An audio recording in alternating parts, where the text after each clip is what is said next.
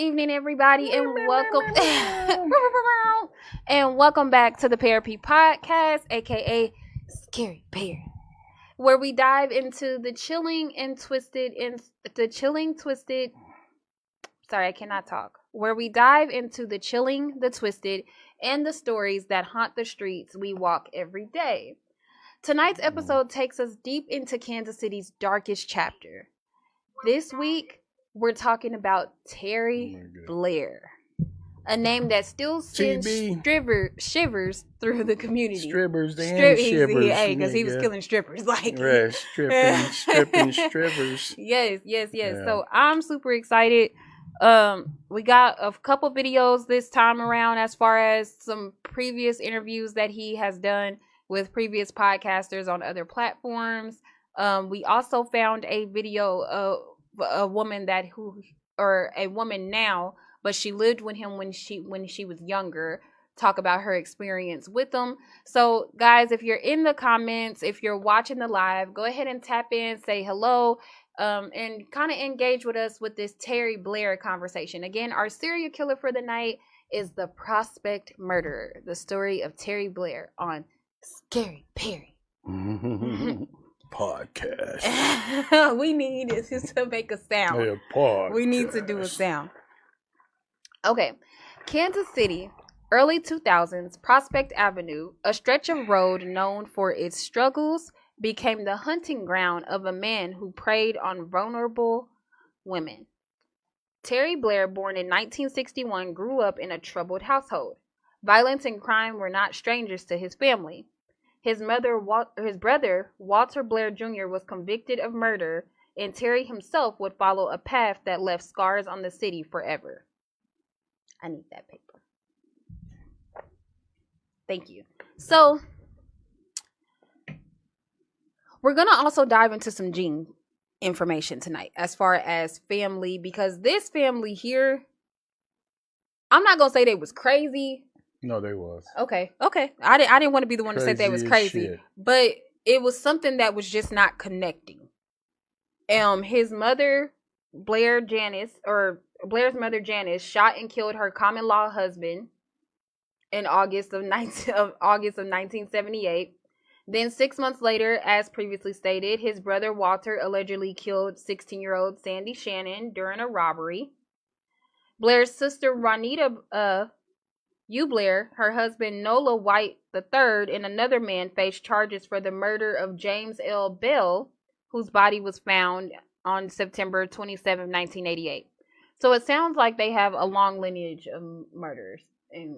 For sure. Mm-hmm. And that's the thing. When you talk about as far as the makings of a serial killer, you have to dive into, like you said, the gene aspect of it, the hereditary aspect of it, but then also the environmental aspect. And that's true. And when you're around that much violence and that much negativity, because, even though they were killers or committed heinous acts, just the day-to-day life was probably fucked up. And I'm almost certain probably it a lot was. of aggression. It was probably a lot of aggression in that home, but mom was probably also struggling. But I don't know. I can't say that she was struggling. And the reason why I say that is because she had a common law husband.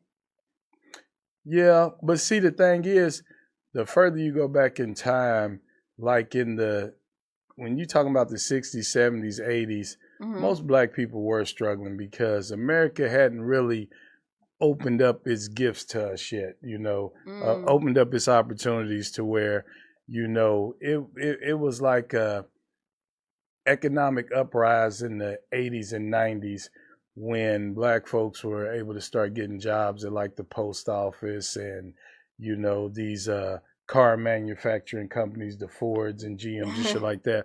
But before that, shit was kind of rough for black folks. Yeah. Kind of rough. And in his family, they honestly had it rough.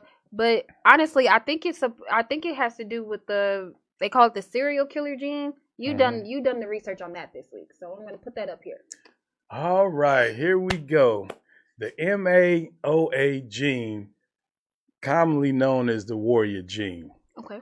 The gene enzyme that breaks down serotonin and dopamine levels in the brain For example, you create serotonin or dopamine when you're doing stuff that excites you. Okay. Like riding a roller coaster, having sex, or even watching Scary Parry. Scary Parry. And the problem is that those are natural occurrences in the human brain. Mm-hmm. But when that MAOA gene has low activity, it doesn't suppress enough of that dopamine and serotonin.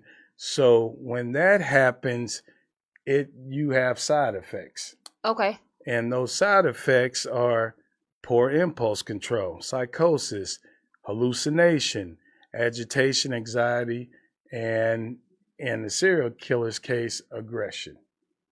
So just like with kids, when you know the signs of them not being able to settle down or acting out and being disruptive or whatever, right? A lot of science is starting to connect genes to these behaviors, and so they are able to prescribe medicines that can suppress and balance those genes and balance it out. That makes so much sense. And back in his time period of the early 90s or 70s, whatever, because he was born in 61, I believe. Yeah, he went to jail in like 84, I want to say was his first. They weren't that developed as far as gene medication to give somebody something to calm them down or to level out and balance those the chemical imbalances. Right. So that's why they had so many serial killers. And see, upon further research, as far as society is concerned, we always want to say that women are the emotional creatures, but as studies show, 33% of men have this low activity in this MAOA gene compared to 16% for women. Yeah. That is true. But that makes more sense. That's to why all the serial killers in Kansas City that we have covered so far have been men. Are there any women serial killers out there? Not from Kansas City that I have discovered as of yet. What's up, baby girl? So not from Kansas City that I have discovered as of yet. But that's crazy. But it's not crazy. But it's also like, wow. Like you said, they call women unstable creatures. And we not even the ones that got a lot of the chemical imbalance. It's y'all. Yeah, definitely. And see, and that's the thing. The reason why I did this research, because as we're doing these episodes and looking at the psychoanalyzing the genetic makeup of these people, it begs the question: are serial killers created? Or are they born? So in this case, I'm gonna go back to. Do you still need this? No, that's fine. Okay. No, you're good. In this case, with this family and this family dynamic, literally from my research, everybody in his family committed a murder. Pretty much, yes. So I feel like in this case, that serial killer was born with that gene. Terry Blair had it, and then he was raised up in it. If that makes sense. Let's not jump to conclusions, because the second part of that conversation is environment, which we were talking about earlier. Yeah. An environment can have just as strong of an impact on your characteristics growing up. If you're exposed to a lot of violence, a lot of weird shit as a child, that's kind of molding who you will be as an adult. And that's true. Like, he was exposed to a lot. And the crimes that his people committed, they weren't just regular crimes. Like, for instance, they was killing motherfuckers. Like, for instance, his older brother, Clifford Miller, abducted a woman, forced her to perform oral sex at an abandoned house, then beat her unconscious. The victim was hospitalized for more than 2 months. Her injuries consisted of a gunshot wound in the arm, a fractured skull, a broken jaw, smashed cheekbones. The injury to the victim's arm was so serious that she had to get a bone in her arm replaced with metal. Like, and then not only that, like, where was the one with his mom? Here it is.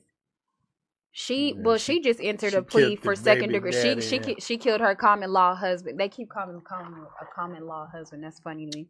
She entered that's when common law. you don't Ain't get that married. like because you've been together for 7 years? You like commonly own things.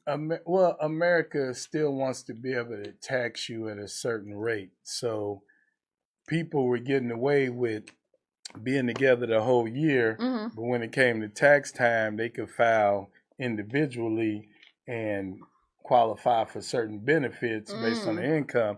So they said, fuck that. Y'all niggas think y'all common law, y'all common law married. If we can prove that you motherfuckers is cohabitating, then we gonna put you in that higher tax bracket. And then get this. So 2 other nephews of Blair have faced criminal charges. In 2011, Diamond Blair, who had previously served a part of an 18-year sentence for kidnapping, robbery, and forcefully sodomizing a teenager, was convicted of a federal firearm charges and sentenced to 24 years and 5 months in prison.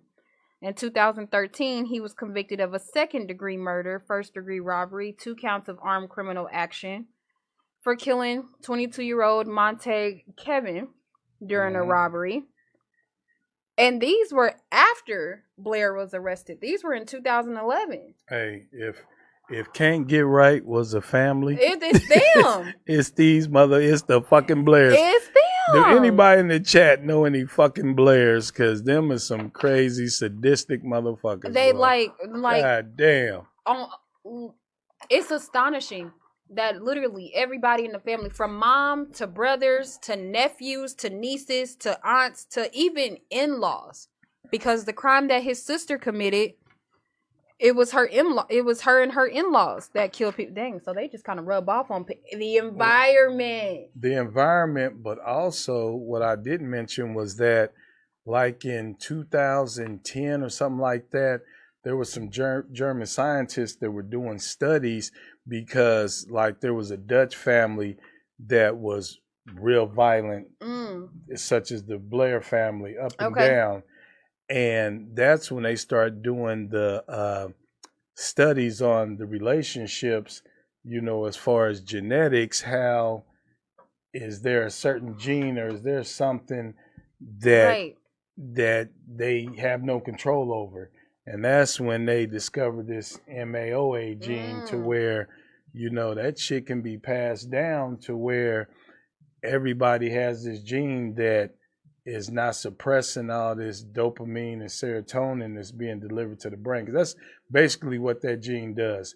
It regulates. It regulates. And so when you don't have so much of that gene to help regulate, that's when you start having, like you said, those side effects of the psychosis, hallucinations, the aggression. Yeah. Perfect example. A dude will go out with a girl. They'll have sex or whatever. He'll blow her mind. He'll have that dopamine flowing at uncontrollable rates. Next thing you know, he's saying the bitch crazy. He's saying the bitch crazy to where he done fucked up her shit. Thank you for the stars, Kid Max, and thanks for joining in. But it might be because they had low MOA activity and couldn't suppress, because you hear about that shit all the time, to where everything is cool, but then we had sex. Now she calling me uncontrollably, Well, what do you expect? You take that whammy out and you get the women, and now I'm crazy. You can stop doing that. You can F a girl crazy is all I'm saying. You can make a bitch crazy. Insane. Yeah. Okay. Let's go to segment 2, the crimes. And before we get into the crimes, serial killers are individuals who have killed 3 or more people over more than a month, often with a gap in between each crime. Unlike mass murderers who kill multiple people in one single incident, these individuals carry out their crimes with a systematic approach, often targeting specific victims. And in this case, it was very similar to the butcher. What's his name? Which one? Our very first one? No. God damn it. Berdella? No, not Berdella. Berdella was the butcher. Right. Who did we do last week? What is his name? Right. The black dude. Now I was just. The black dude is crazy. What was his name? That's a damn shame. We can't remember who killed who and shit. Goodness gracious! But I know who you're talking about because he was in denial of the fact that he was the one who said that DNA. He did the interview with Piers Morgan and was denying out now. Jesus I can't even Christ, remember what was that man's name? The point I was trying to Angelo's mama almost went on a date with him. Yes. What was his name? Hell yeah, $5 to $5 who can remember the serial killer from last week. I will cash up it to you right after this thing. Who was our serial killer from last week? My audio is gonna be so crazy. It was Robert somebody. It wasn't. That's Robert Berdella. Right, but I thought his name was Robert too, because I could see his face plain as day. I can see his face plain as day. But anyway, we can move on past that. Okay, because I forgot what the fuck I forgot what his name is. But put it in the if you remember our serial killer from last week, put his name in the comments. Hell yeah, we might have a special gift for you. To the person who can remember his name, I will cash up it to you right after the show out. If you can remember before I do, because I'm going to remember. If Dave remember, he gonna get it. Yeah, Lorenzo Gilliard. Never mind, scratch that. We know it. Yeah, Mila cheated. She looked that shit up. But anyway, yeah. Yeah, okay, your prize is in the mail. Right. Yeah, be on the lookout. All right, segment 2, the crimes. Blair's reign of terror spanned decades. His first conviction came in 1982 for the murder of his girlfriend, for which he served 21 years in prison. But upon release, instead of rehabilitation, Blair returned to violence. Between 2004 and 2004, he brutally murdered at least 6 women along Prospect Avenue, all of whom were involved in sex work. Investigators believe the true number of victims may be higher. Bodies were found in abandoned buildings and vacant lots, sending waves of fear through the community. These women were already marginalized, and Blair exploited their vulnerability. His actions exposed the dangers faced by those living on the society's edge. And the city was gripped by fear until his arrest on September 14, 2004. So I have a little clip. What up, Max? He said, my boy Dave on the mic. Yeah, I do this shit, man. I just stopped doing it so I could, create a lane for y'all to do this shit. But yeah, I do it every once in a while. Perry, she drugged me back in the game. I got to have Dave on here. I tried to get out the game, but they keep dragging me back in this motherfucker. I'm keep dragging you. Okay, so this interview, the snippet that I'm gonna play, it's a longer interview. So if you want this interview, if the people in the comments want the longer interview, I'll post the link to the comments. But the snippet that I'm going to play is him telling why he killed his child's mother.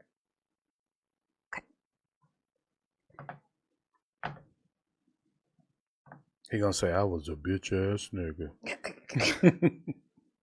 Angela Monroe, is that true? Yeah, my son's mother, yeah. What happened with that and how did it happen? Explain that to us.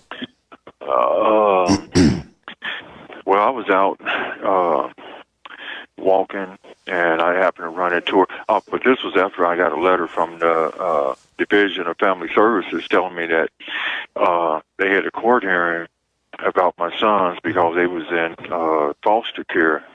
And I just happened to be out walking, and I ran into her, and I asked her where was the boys at. She told me that they was at home, and I was like, no, they're not at home because, and I explained to her the letter that I got, and this call is from a correctional facility and may be monitored and recorded. We went into a little argument about that because she wanted me to believe that they was at her mother's house, and then one thing led to another, and I ended up hitting her, and the situation ended like it did. How did she die? Blunt force trauma is what they called it. Did you use your hands? Yeah. Wow. Yeah. So you killed her, you beat her with her hands. She was pregnant, correct? They said that. I didn't know that, but according to the paperwork that I've read, it said that she was pregnant. So she, you killed her at the age of 21. You're pretty young, and you get a very long sentence, like 25 years, and you end up spending like 21 years. Is that correct? 20 years. I got 25, but I spent 20 years in prison. 20 years, the long Got the long ride. Yeah, and if for you to just walk up to somebody after the way he explained it, I walked up to, or we ran into each other, and you kill her. Well, the thing is, there's a backstory to that as well. You know, she was a prostitute. She probably was hooked on drugs, and I don't know if that's what created his obsession with the other women. But the thing that's chilling is how fucking nonchalant my man is. Yeah, he's just like, I think honestly, Dave, I think his whole. I have an excuse for that. My kids were in foster care. And when I asked her about it, this bitch lied to me. Because she told me they at home. And I literally just got the letter stating that they was in foster care. Where's my kids? You just lied. So I think in his mind, yeah, I killed her because I had a valid reason. Yeah, but he knew she was out here in the streets and her mind was fucked up. What's up, Pancho Rucci? Thanks for tapping in. He knew that she was fucked up in the head, though. That's the thing, though. But the thing is that he was exposed to so much violence and so much crazy shit at a young age. That's why he's so nonchalant about everything, because that became common shit to him. Yeah. Hearing about people getting killed or hearing about people dying at the hands of the people telling the story to him. That's true. And he probably didn't, honestly, he probably was just trying to smack the shit out of her. Like, just real talk, just smack. You know me, I gotta play devil's advocate. I gotta be. No, that's fine. He got a bald head, Dave. I gotta defend him. Right. Bald head, stand up. I gotta defend him. But he was real talk. He was probably just, honestly, just trying to smack her, like smack some sense into her. How could you let our kids get taken, and then you lie about it? I think it was just a buildup of all the shit that was happening, and then probably the letter or whatever probably sent him over the edge. That probably did. It's like, when I see this bitch, guess what? Right. Yeah, and he saw the bitch, and that's. Oh wait, hang on. So my research here, this research, according to court records. Wiki search. Hey, scary Perry. My wiki search says, according to court records, he was angry with Monroe for performing acts of prostitution. Told you, she was a hoe. Prospect hoe. Yeah. That's probably why he was killing all them women on Prospect. Because of her. I'm going to kill all the hoes on Prospect because of her. Yeah, I think he had got a taste for it. Mm-hmm. And that makes sense. I think as calculated as he is and as calm and reserved as he is, I think he saw that was easy pickings. You know, these people are probably displaced from their families. You know, don't have any type of support system. Yeah. You know, so it would take the police a lot longer to discover these people missing. And seeing the thing is, it's kind of weird because at the same time, you know, he was calling the police and letting them know that he'd committed these heinous acts. He wasn't telling them where they was buried, but upon further investigation, he was meticulously hiding these bodies to where they was going months to where they couldn't find them. They just start smelling them.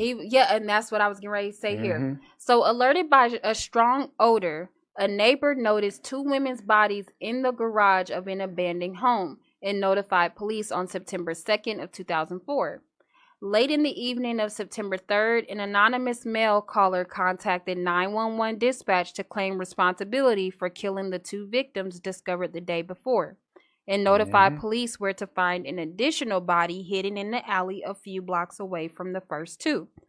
The caller contacted 911 again on September 4th to reveal the location of two more victims in an overgrown area near a highway and promised to call again. He stopped contacting dispatchers after a news station leaked information about how the caller was using a cell phone. Police found several additional murder victims, one of whom had earlier been erroneously. Thank you. Classified as a drug overdose, and several women who reported rapes and assaults possibly linked to the murders. All the victims were found in a small radius near Prospect Avenue. that anonymous caller was him. Yes, and he tried to deny that shit when they. Yeah. I watched a video of it where he did a sit down interview and he was trying to say that wasn't him that was calling. He was talking about that the way the shit was hitting off the towers or whatever, and there was some other towers involved in how they pinpointed the shit. Didn't make sense. It was a bunch of bullshit. Yeah, they said the cell tower data established that the calls originated near where he lived. Right. And it was him calling. I think he was trying. Now I have to do further research to see if BTK was after him. I really think BTK was, because if that's the case, then BTK mimicked him. So BTK, he would write cryptic notes to the police about his crimes and where he had the bodies.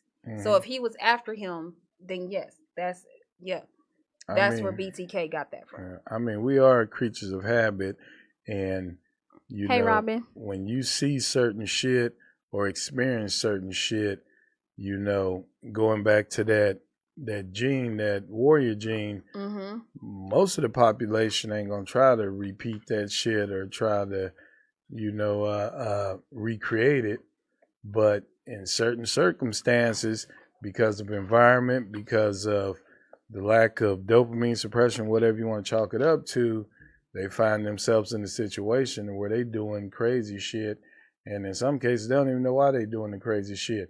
And with Terry Blair, that almost was the consensus I got, that he really didn't have a reason for doing this shit. No. Not at all. He didn't have a reason. When I drilled down into the only thing that I could think of his reason, because, you know, I like to play devil's advocate and give everybody the benefit of the doubt, was that he had a fucked up childhood. Well, most people do. Most people do. That don't still give you the right to go out here and kill prostitutes all night. Yeah, you growing up around Prospect, I can guarantee you're going to have a fucked up childhood. It's like, straight up. So. No disrespect to anybody who's living out there now, but growing up back then on Prospect is different than growing up right now on Prospect. It's a major difference. But the thing is, you know, in a slanted, weird way, back in the 80s and 90s, it was hoes all up and down Prospect, Truce, Purcell. Okay.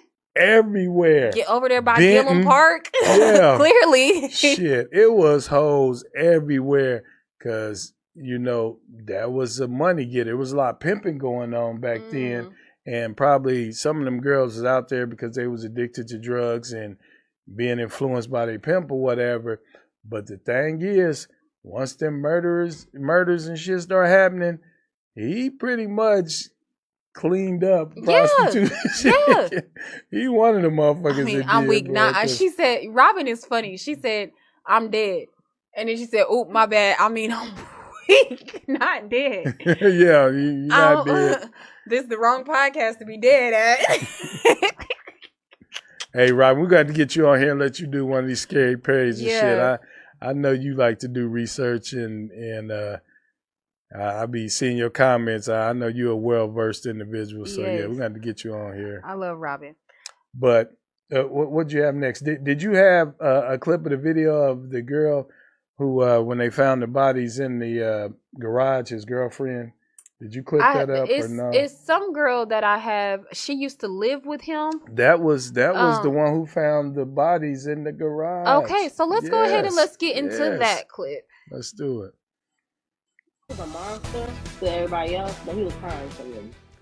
A serial killer is dead tonight, and the woman who lived with him as a teenager is speaking out. Terry Blair was already convicted of killing one woman when he was accused of targeting sex workers during the summer of 2004. Welcome to Fox 4 News at 10 o'clock tonight. I'm Kevin Barry. I'm Lauren Halifax. Those killings all took place on Kansas City's Prospect Corridor near where he lived. Tonight, for the first time, we're hearing from a woman who stayed with Blair for a time back then. He was 42. She was a teenager. Fox 4's Dave DeMarco live at KCPD headquarters, where 20 years ago, the investigation into these killings reached a nationwide audience.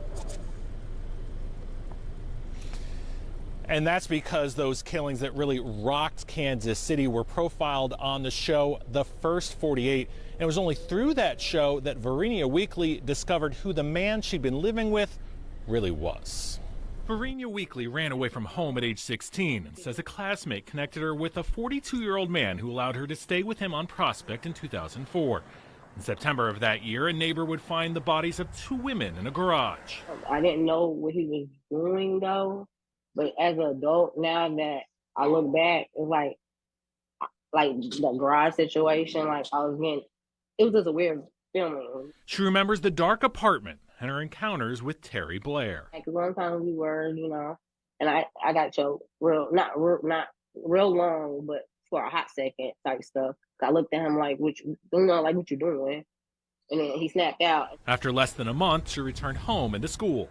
And I remember her coming to school talking about her mom died, but it didn't dawn on me, that I was with the guy. 6 women were found murdered between 24th and 29th on Prospect or just off of it. A man called 911 over the course of multiple days, letting police know where to find the victims. Police eventually centered their investigation on Blair, who had recently got out of prison after more than 20 years for killing the mother of his child, allegedly because he was angry with her for prostitution. Blair was found guilty in 2008 and given 6 life sentences for the murders. Weekly hadn't heard of Blair's death over the weekend when we reached her today out of state, but her thoughts aren't with the serial killer. I feel for the families, Definitely my classmate, my friend. Like I said, he murdered her mom, So that's where my pain, my sadness comes from, knowing I got away, but her mama didn't. And family, a lot of the victims sharing those same sort of sentiments today on Scary Perry. So I don't know what you got next, but what I wanted to get into is that we highlight these serial killers and we put them on a pedestal and say these are the craziest of the craziest just because they committed multiple murders in a short span of time. Mm-hmm. The problem is that Kansas City is riddled with murderers and crazy motherfuckers. And it's like a lot of these homicides go unsolved. So these crazy niggas is walking amongst us. Yeah. They at the club. There's people that they at the grocery store. And my thing is how can women protect themselves from hooking up with these mofos that's crazy as shit and willing to kill at any moment in time? No, because honestly, that's the thing. And then it's so I know it's so touchy as to how can women protect themselves. The only way we can think of protecting ourselves is carrying that thing on us and stuff like that. But then it's like I'm not against carrying it, but I kind of am, just because I don't know, but they say the gun is not what's or the thing is not what's violent. It's the person that's violent. It's a combination of the two. Yeah, so it's like you can't disassociate yourself from the gun when it's an apparatus used to carry out the violence. But I was gonna say, I have a suggestion. Okay, Dave, maybe. Hold on. Let me look at you so we can right. lock in. So maybe when you're out there dating with the intention and you're looking for that, you're looking for that soulmate or whatever, maybe women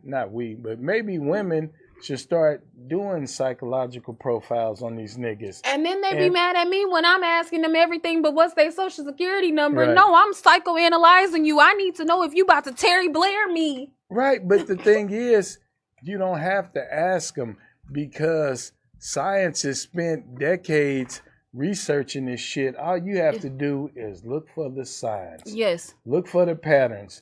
Are they... So I'm hearing stop ignoring the red flags and turning them green. Exactly. Okay.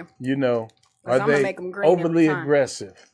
Do they flip out for no fucking reason and take shit way too far? Something small, they'll make it into World War III.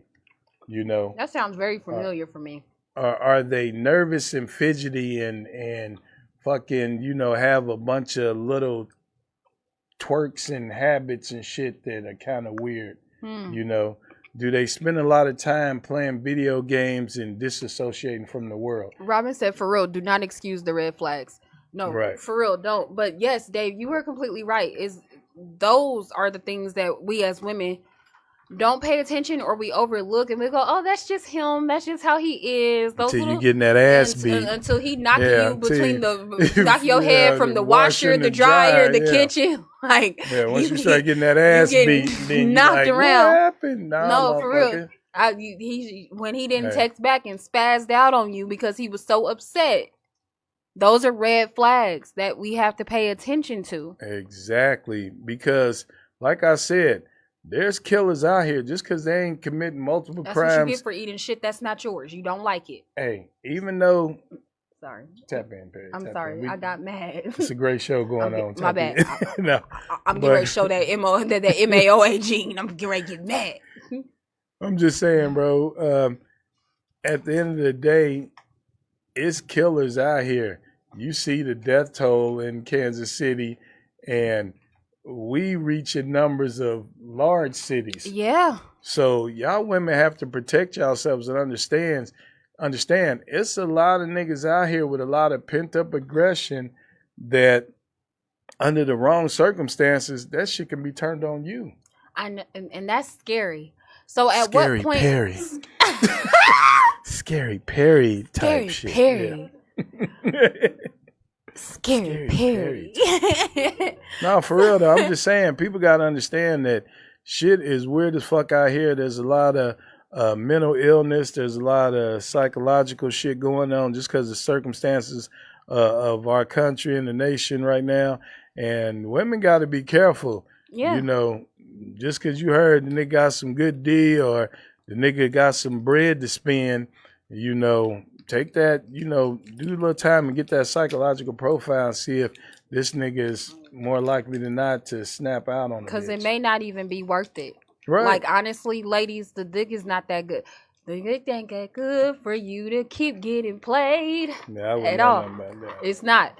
All right, anyway. About giving him and Anyway, on October 15, 2004, Terry Blair was charged with 8 counts of first-degree murder, 1 count of first-degree assault, and 3 counts of forcible rape. Prosecutors agreed not to seek the death penalty in exchange for Blair waiving his right to a jury trial, and thus Judge John O'Malley oversaw the bench trial. 2 of the murder charges for Sandra Reed and Neela Harris were dropped. The rape and assault charges were also dropped. Although the evidence was mainly circumstantial, Blair's DNA was found on victim Sheila McKenzie. Blair's defense was that this item of evidence only proved he had engaged in sex with the victim. The prosecution countered that since she hadn't tidied herself up afterwards, Blair must have been last to see her alive.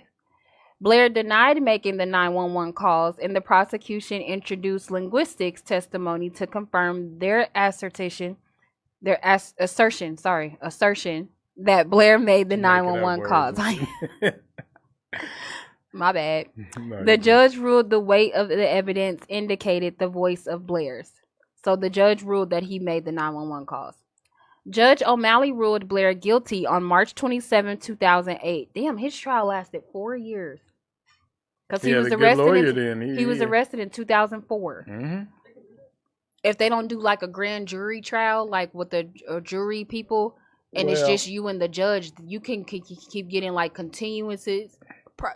And sometimes the prosecution delay the trial just so they can gain, because they still collecting evidence, you know, or some new evidence that came across their desk. That's true. Where they some of this stuff they probably had to wait back for forensics to come back with, like this linguistics thing that they talking about. They probably had to wait a couple weeks for them to filter the 911 calls and all that. Linguistics. Am I not saying that right? Yeah, I just want to make sure. You know what? You got candy in your mouth. I don't know if you trying to say logistics. No, no, it's linguistics. Let me check and make sure. Oh my gosh, guys, it's linguistics. You want to know how I know it is? I put that word in ChatGPT and had them read it back to me. So they said it's linguistics. That's a damn shame. She had to chat GPT that Anyway, shit. focus, Dave. Judge O'Malley ruled Blair guilty on March 27, 2008, and he was sentenced to 6 life sentences with no possibility of parole for the 6 murders. Because Blair continued to deny responsibility for the crimes until his death, his motive could not be understood beyond compulsion to kill prostitutes. Blair was housed in Potosi Correctional Center in Mineral Point, Missouri. Blair appealed his conviction, but his appeal was denied by the Missouri Court of Appeals in August of 2009. And see, I just wanted to add something. You know, like in the case of Gilliard, he vehemently denied that shit to the end, that he did not do that shit, but they found the DNA on him. Yes. And my thing is that, you know, that was like the beginning of DNA in like the 90s, early 2000s, where they really started using DNA to solve crimes. And I mean, we do live in a racist country. Not saying that either one of them is innocent or whatever, but as far as Gilliard, they found his semen. Oh, right. Now, Blair, they found his DNA. Mm-hmm. So it's like... He tried to pass it off as, well, I could have just had sex with her because she was a Right. prostitute. Mm-hmm. So he tried to pass it off as, we just got doing what we were doing. How do y'all know that I killed? Well, you was the last one seen with her. But that was probably the only DNA they found. Well, no, that couldn't be true because if she was a hoe, she probably had DNA She out probably the had ass multiple, on her. Yeah. but what they concluded was she didn't tidy herself up afterwards. I think what it was that they connected his DNA with multiple victims. Yeah. I think that was the nail in the coffin, because just him having sex with her, having his DNA on her, or whatever, and she a hoe, then that ain't that unusual. I'm just saying that ain't that unusual. It's not. But when you have multiple people found dead, and then his girlfriend and all this and that, and the cell tower evidence, you know, nigga, stop. You did that shit. Right. You know? It was your ass, nigga. No, for real. Okay. But they denied to the end, and that's what's crazy. But see, his story was a little different because he actually was calling in. He tried to say it wasn't him, but he was actually on some, who was the other guy? Berdella. Yeah, to where he was trying to be a serial killer superstar. You know? He wanted to be like, famous catch and me memorable. If you can, like some Joker type shit. So. And that's crazy. So Blair remained incarcerated until his death on May 11, 2024, at the age of 62. I thought it was 22. Yeah. 2024. 2024. Really? I thought it was 22. Maybe. 2024, at the age of 62.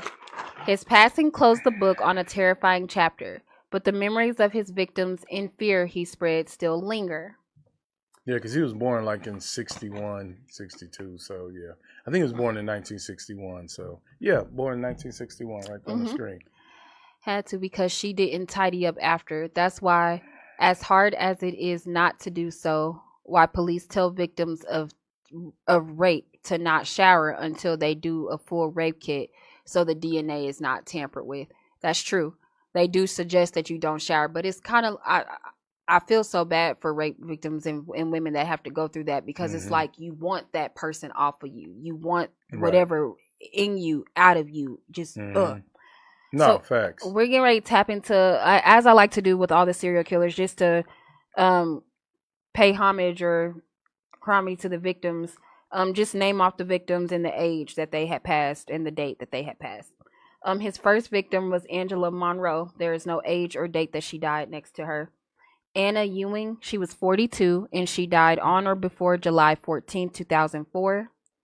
Patricia Wilson Butler, 58, died on or before September 2nd, 2004. Sheila McKenzie, 38, died on September 2nd, 2004. Darcy Williams, 25, died on to September 4th, 2004. Carmen Hunt, who was 40, died September 4th, 2004. Claudette Janelle, 31, died on or before September 4, 2004. Blair was also accused in the murders of Sandra Reed, Neela Harris, and additional assault and 3 other rapes, but these charges were later dropped. Our sympathy and our condolences goes out to the victim and their families, and we hope that you guys have healed or are still in the process of healing from the acts of Terry Blair. Yeah, and I just wanted to say something. Don't think that we making light of this heinous shit that went on. I mean, in retrospect, years later, we laugh about it and make jokes or whatever. But as far as the victims and what occurred, we take that very seriously. I think that's why Parre started this podcast, just to delve into it a little bit. But in no way are we making light of the situation. Yeah. It said dick and money ain't everything. Oh, that was everything. Dave, that is so crazy for you to, that comment for you to read after you say that monologue is crazy. Yeah. Hey y'all, dick and money ain't everything. Like what? It can be though, goddamn it. You gotta give it the right nigga. Let me get ready. Give it the right nigga. Let me get ready to close this out because we do have another episode coming up shortly after this one. So Terry Blair's story is a reminder that evil often hides in plain sight and that communities must protect their most vulnerable. His crimes left scars on Kansas City, but they also sparked conversations about safety, justice, and compassion. Thank you, the viewers, for joining me this week on Parre Peace Podcast. Scary Parre. What up, Paul? Stay tuned for next week. Hey, Paul, we miss you too. Stay tuned for next week. Well, not next week, because next week is Thanksgiving week, and y'all know how we do. We closed. Yeah. Anyway, stay tuned for the next episode of the Parre Peace Podcast, where we'll uncover another chilling story from the shadows. Until then, keep your doors locked, your eyes open, and remember, sometimes the scariest monsters aren't in movies. They're right here among us. In your hood, nigga. Scary Parre. Do it, Dave. Scary Parre. Do the fingers, Dave. What's with the fingers? Do the fingers. I'm not the finger guy. Well, I can be. I can be the finger guy, goddamn. Never mind. Bye, y'all. Have a good day.